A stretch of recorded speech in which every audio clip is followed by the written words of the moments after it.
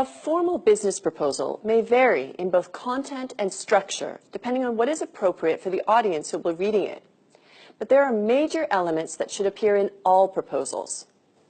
As a general rule, all formal business proposals should first contain what is called the business case section, which should be followed by a detailed solutions and substantiation section, and finally, a section with any attachments and appendices which would help facilitate the decision-making process for the readers in terms of whether to accept your business proposal.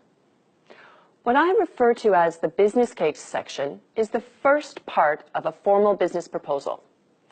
This section includes the cover letter, title page, executive summary, and pricing and payback analysis for the proposal you are suggesting.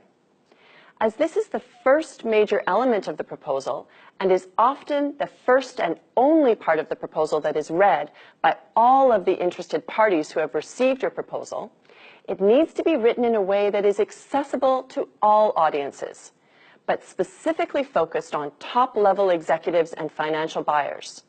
This means the content should be more of an overview of the information you're providing in the proposal, with an emphasis on any key business issues and bottom-line factors that would affect decision-making. Most of this will be found in the executive summary, where senior executives will look to find answers to what you are offering in your proposal, why the company the executive represents would be motivated to accept your proposal, and what would be gained from the proposal. Of course, executives also want to know how much it will cost and what kind of return on investment the company would receive. This information would be found in the component describing the pricing and payback analysis of the proposal. The second major element of all formal business proposals is the solutions and substantiation section. Since this section will provide the details of the solutions you are proposing to the problem your client is facing, it will most likely be read by a much more specific audience. This means it should be aimed at technical reviewers, who are the evaluators and gatekeepers of the business. This element is usually comprised of 4 subsections. The first is where you elaborate on the solution or solutions you are proposing by detailing the solutions and deliverables you will provide, operational descriptions of any equipment or system you propose, any training that will be needed, any documentation you have about the price versus cost calculation, more details on the return on investment the company can expect, and any value-added components that will affect the decision-making process.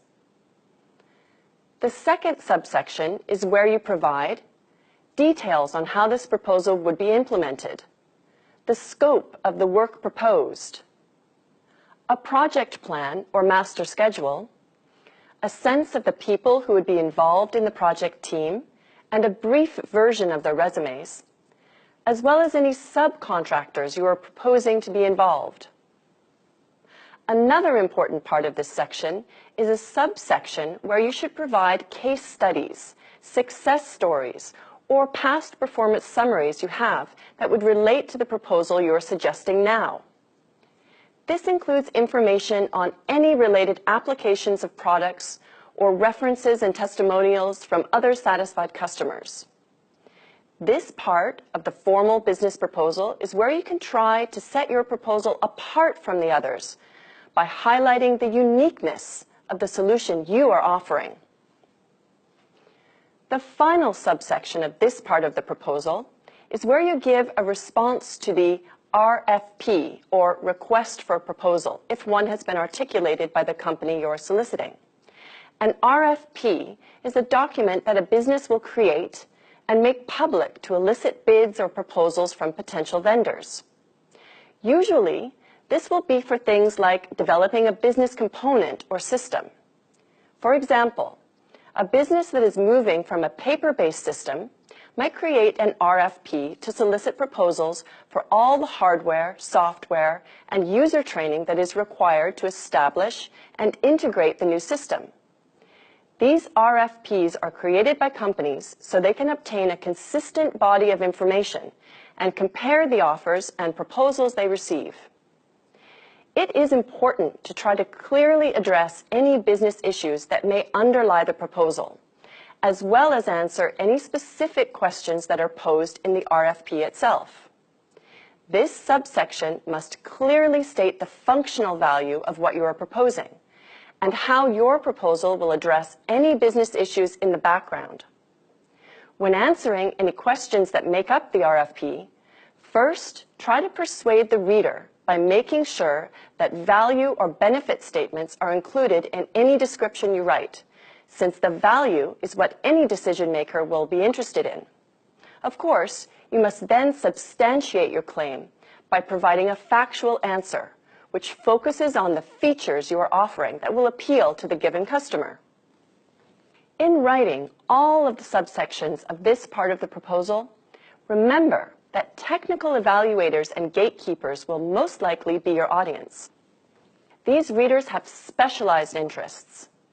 Technical evaluators will be looking carefully at your proposed solutions and all the factors that surround it, such as how it will be implemented, installed, what kind of training will be needed, what kind of support you will provide. The technical evaluator will also want to know what you are proposing, how it works, what the risk factors will be, if your company has sufficient experience to pull off what you're proposing, and how your proposal would fit into the company's own operation. The gatekeeper will be the reader who will most often perform the first reading of all the details you are providing to eliminate as many of the proposals received as possible. This reader will be looking specifically at the RFP if it has been provided. The gatekeeper wants to know if the company is getting what they asked for, and if you, the vendor, have answered all the questions posed in the RFP to see if you have followed their instructions. The third and final major element of a formal business proposal contains any supplementary attachments and appendices that may help your client understand your proposed solution better, or see how you are different or more competent to deliver what you are proposing than other potential vendors.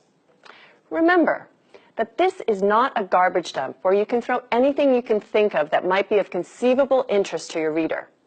This is especially important to remember since it is likely that only highly specialized readers will go carefully through this section. Therefore, you should think of the items you choose to include as specialized information that will help to facilitate the decision-making process concerning whether to accept your proposal or not.